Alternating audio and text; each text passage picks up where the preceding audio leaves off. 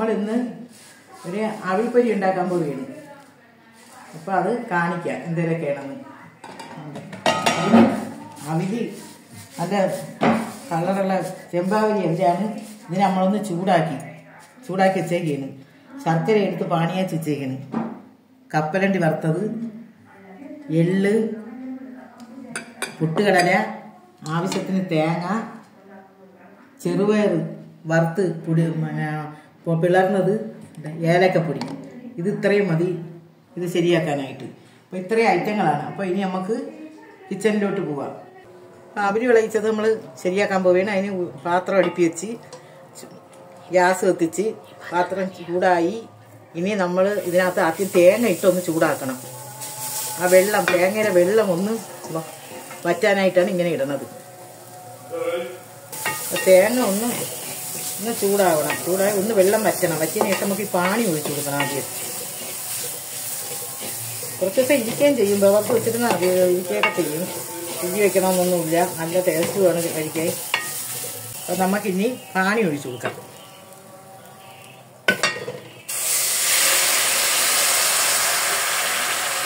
ശർക്കരപ്പാനി ഒഴിച്ചു. അളവ് പറയുന്നുണ്ടെങ്കിൽ ഒരു തേങ്ങ ജീവിയത് ഉണ്ട്, ഒരു 650 ഗ്രാം ശർക്കര ഉണ്ട്, അത് ഉരുക്കിയതാണ്. 650 ഗ്രാം ശർക്കര, ഒരു തേങ്ങ, പിന്നെ 1/2 കിലോ അവിലില്ല, ഒരു 400 ഗ്രാം അവിലേ ഉള്ളത്. എന്നിട്ട് ഒരു 100 ഗ്രാം ചെറുപയർ ഉടച്ചത്, ഒരു 200 ഗ്രാം കപ്പലണ്ടി, പിന്നെ ഒരു സ്പൂൺ ഏലക്കപ്പൊടി, 2 സ്പൂൺ എള്ളൊക്കെ ഉണ്ടെങ്കിൽ ചേർത്താൽ മതി. ഇപ്പം എൻ്റെ ഉള്ളത് കൊണ്ടാണ് ഞാൻ ഇടണത്. വെള്ളമൊക്കെ ഇടണമെന്നില്ല. അതുപോലെ തന്നെ പൊട്ടുകടല ഇടണമെന്നില്ല. ഇപ്പോൾ കൈവശം ഇരിക്കുന്നത് കൊണ്ട് എല്ലാം കൂടെ ഇട്ട് ചെയ്യാമെന്ന് വിചാരിച്ചതാണ്.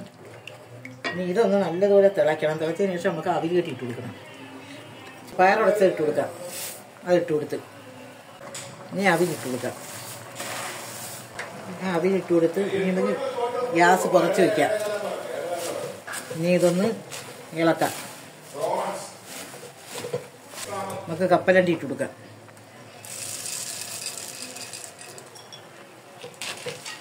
പുട്ടുകടല ഇട്ട് കൊടുക്കാം. എള്ളിട്ട് കൊടുക്കാം. അടുത്തത് ഇട്ട് കൊടുക്കും. എള്ളിട്ട് കൊടുക്കും. അല്ല കേട്ടോ. എള്ളിട്ട് ഇനി ഏലക്കപ്പൊടി ഇട്ട് കൊടുക്കാം. നമുക്ക് ഇനി ഏലക്കപ്പൊടി ഇട്ട് കൊടുക്കാം. 2 സ്പൂൺ ഇട്ട് കൊടുക്കാം. അപ്പം നമ്മൾ എല്ലാ സാധനങ്ങളും ഇട്ട് ഇനി നമുക്ക് ഇതൊന്ന് ഇളക്കി ചേർത്തെടുക്കണം. നല്ലപോലെ ഇളക്കണം. ഇടാനുള്ള എല്ലാം ഇട്ടിട്ടുണ്ട്. സംഭവം എല്ലാം ഇട്ടിട്ടുണ്ട്. നല്ലതുപോലെ ഇളക്കി ഒരു 5 മിനിറ്റ് കൂടെ കിടന്നാൽ നമുക്ക് ഇറക്കി വെക്കാം. എളുപ്പമാണ്. സാധനങ്ങളെല്ലാം നമ്മൾ സെറ്റാക്കി വെച്ച് കഴിഞ്ഞാൽ ഇത് തയ്യാറാക്കി എടുക്കാൻ നല്ല എളുപ്പമാണ്. അവില് വിളയിച്ചത് തയ്യാറായി. ആണ് അവില് വിളയിച്ചത്. അപ്പോൾ ഞാൻ കുറച്ച് അതിൽ നിന്ന് കോരയണം. അവില് വിളയിച്ചത് നമ്മൾ കുറച്ച് പാത്രത്തിലോട്ട് കോരി. സൂപ്പർ ടേസ്റ്റാണ്. ഇരിക്കും തോറും ടേസ്റ്റ് കൂടുതലാണ്. 2-3 ദിവസമൊക്കെ അല്ല, 2 ഒരാഴ്ചയൊക്കെ ഇരിക്കും. നമുക്ക് കഴിച്ചു നോക്കാം.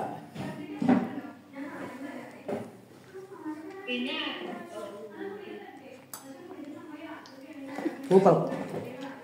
എല്ലാവരും ഉണ്ടാക്കി നോക്കണം. ഉണ്ടാക്കി കഴിച്ചു നോക്കണം. ഇപ്പോഴാണ് എന്ത് ടേസ്റ്റ് ഒക്കെയാണത്. അടിപൊളി.